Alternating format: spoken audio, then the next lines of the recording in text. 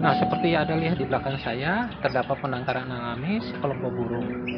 Nah, ini ada di sekitar halaman rumah saya di kawasan Muara Kebun Cengkeh Ambon. Tidak perlu harus menangkapnya pada hanya untuk menyakitinya. Nah, kalau kita jaga ekosistem seperti ini, hari ini dan akan datang, masih kita menikmatinya.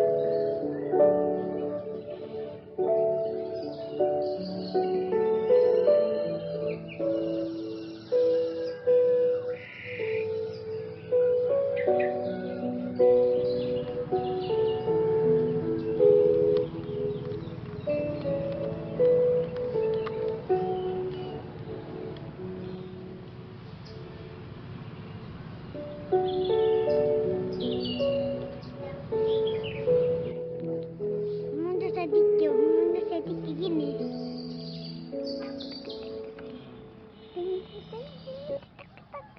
Takut. Ya, Ma.